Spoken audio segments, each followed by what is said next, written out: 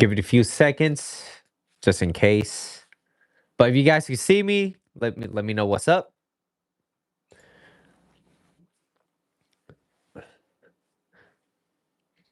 Because last time I remember I did this, it took a little while for it to kind of load up. So, all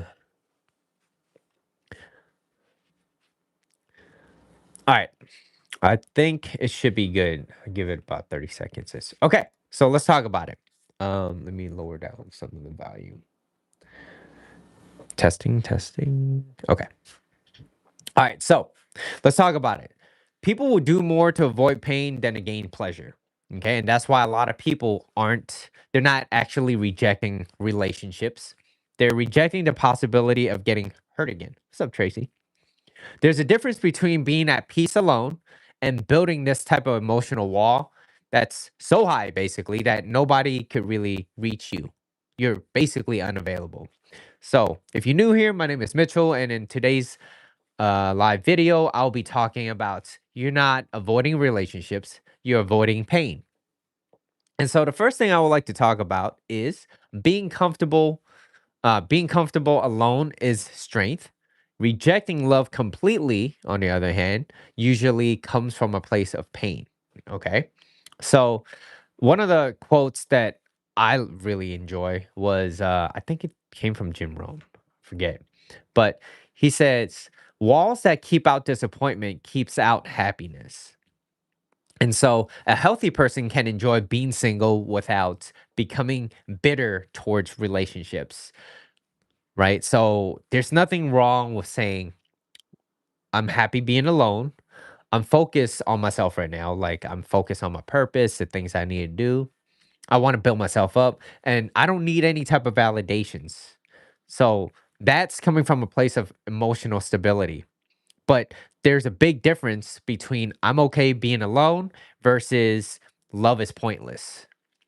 Because when you say that, when you say love is pointless or there's no point of being in a relationship, one, nobody can be trusted. It's coming from a place of pain, right? Nobody can be trusted. Relationships are a waste of time. And how you see it is do a flip. And how you see it is one is at peace, the other one is a protection. So it's a coping mechanism. So a lot of people don't realize they're not rejecting relationships, they're rejecting the possibility of being disappointed again. So, an example, okay? And this happened to me. So, basically, a man, me, someone that gets hurt, he gets cheated on, and he goes, I'm never dating again. I'm never dating whatever again, right? Whatever it may be. But realistically, when I said things like that, or I never want to date like this again, or whatever, deep down, I didn't hate love. I just didn't like the fact that I got betrayed. I didn't like the fact that I was replaceable. So it makes me feel like, damn, am I worth anything? And, you know, just being vulnerable. Good to know, dude.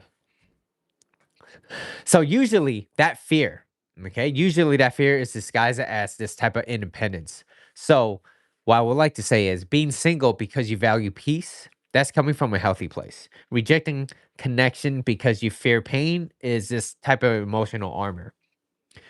Number two, most I don't want relationship type of mindsets come from a place of frustration, right? The pain, not freedom. Not a lot of people would like to admit to this, and me being one of them before. So, a lot of people they arrive at this mindset or this place after repeated disappointments. So, and we get a lot of those nowadays because most people, they on dating apps, right? So, whatever it may be, right? One, bad dates, being dishonesty, being used. So a lot of guys, they don't really want to go out there and take a girl out on a date just so that he could treat her out and then feel like, oh, I got nothing in return, right? Being used, lack of effort, getting ghosted. That's a big one. And basically, in other words, you're feeling emotionally drained. So after enough times, enough negative experiences, people stop saying things like, "Well, I hope I find someone good." So they stop saying that. And instead they start saying things like, "Well, I'm better off alone." So you see the difference, right? You see the difference in the tone when someone says like, "Look, I'm I hope I find someone good, which they still have this hope, this idea that there's something great out there. The cup is half full. So you still more in a positive type of mindset. Whereas a lot of people they give up already. And it's not because they truly really want to be alone or they want to be isolated, but it's mainly because they don't want to be disappointed. Or on top of that, disappointment exhausted them over time.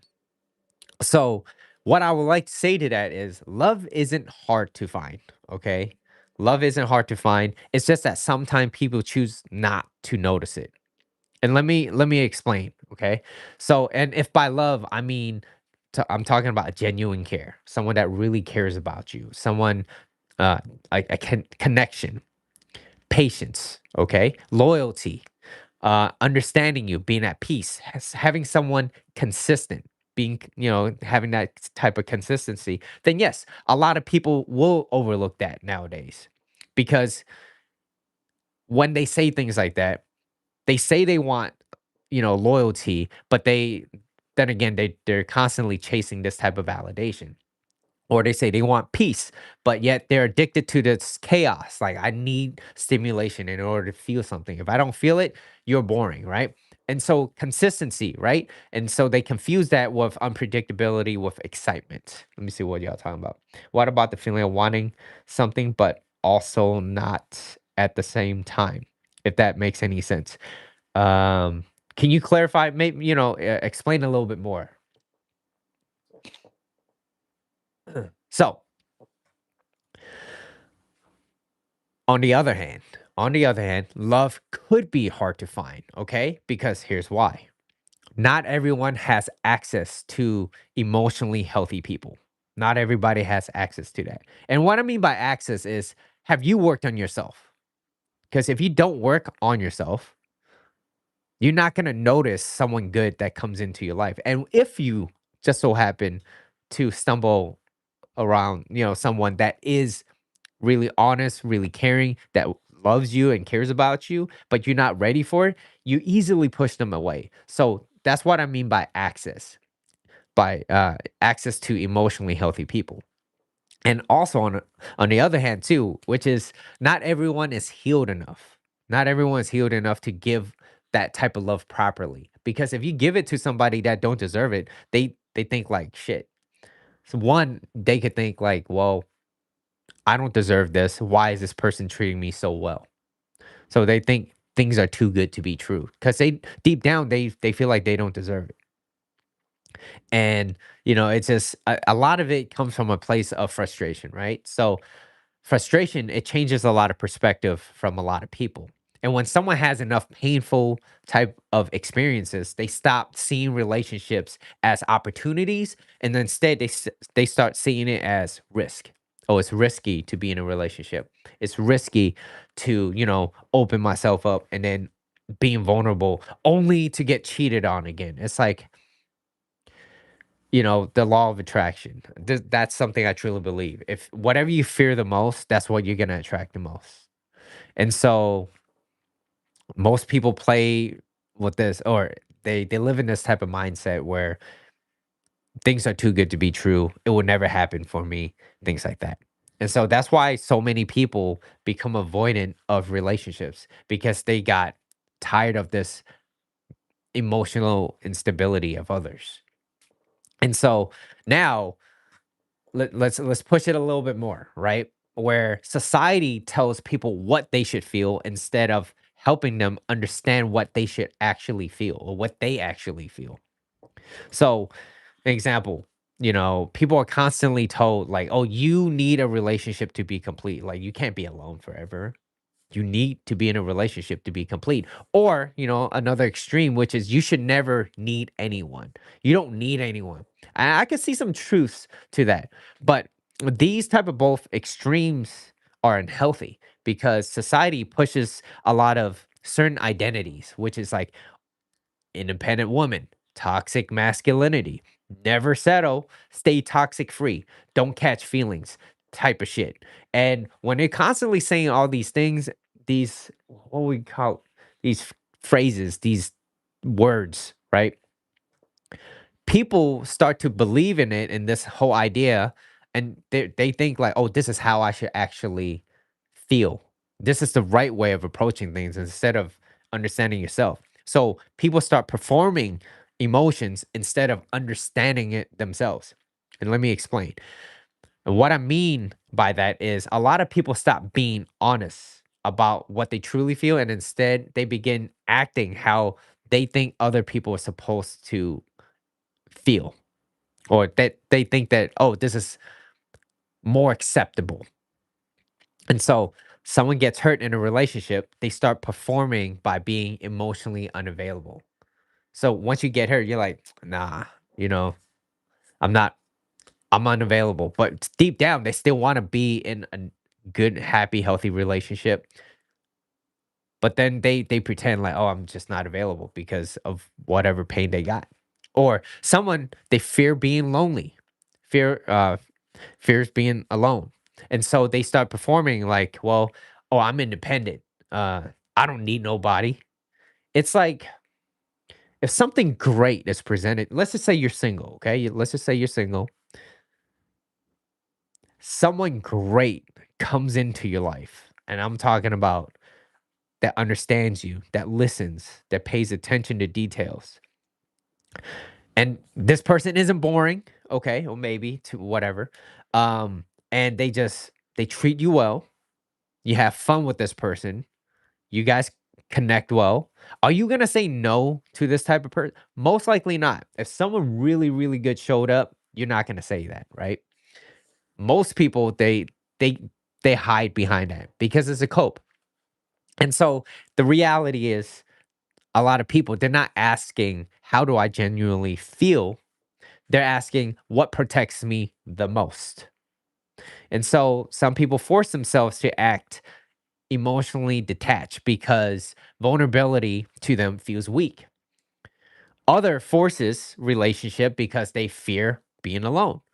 So if you want to look at this, neither one of them is being self aware. Neither one of them is being self aware. So the real question isn't, should I be in a relationship? The deeper question is, why do I feel the way I feel about relationships? Why do I feel that way? How come I feel like, damn, I don't want to be in a relationship? Anytime anybody asks me, oh, are you seeing anybody? You'd be like, ah, no, I don't want to be in a relationship. Like, why are you asking yourself that? Because when you ask those type of questions to yourself, you get real answers. Okay. So stop underestimating your feels. Learn a little bit about yourself. Pay attention. Stare at a blank wall. Okay. Go home one day. Stop looking at your phone. Look look at the phone now because you're watching me. But stare at a damn wall. Okay. Come home from work, whatever it may be. Be bored as shit. You don't need stimulation. Look at a wall. And then whatever that comes up that bothers you, listen to that and then find a solution. And the better you get at doing that, the more ways you can find solving things. And when you could solve more problems, you're like, hey, how come I feel the way I feel? Okay, that's why, whatever it may be. And so then you have more answers. Then you can move forward with life instead of always trying to be stuck. That's a quick little tip for y'all. So, anyways, there's a difference between questioning love and understanding yourself, because you can't give what you don't have. And a lot of people, they like to question relationships. Like, what is the point of being in a relationship? Why even bother, right? Everybody cheats. Love never lasts. But very, very few people actually ask, well, why am I so guarded? Why am I so distant away from other people? Why do I fear this attachment? How, why do I avoid vulnerability? Why is opening up so crazy? Why do I focus on negative experiences more than positive experiences? Like, why does that, why does that happen? Because that's deeper work. You have to dig into, like, basically your shadows. You gotta look behind you a little bit. You gotta dig into your shadows, and you have to actually listen to yourself. And not only that, it feels crazy because you have to do it alone. Now, what I mean by alone is you have to do the work. You could get guidance, you could get assistance, but at the end of the day, you have to do that yourself. No one's coming to save you. And that's the reality. No one is coming to save you. You have to participate in your own rescue. Coach Corey Wayne, thank you. Shout out. So you got to do things yourself. You got to make sure you are okay. And it's okay to be, that's life, ups and downs. Same thing. Maybe you're in a fitness journey and you're like, shit, I want to lose weight. But some days the scale goes back up a little bit. Don't fret. It'll be okay. Stay consistent.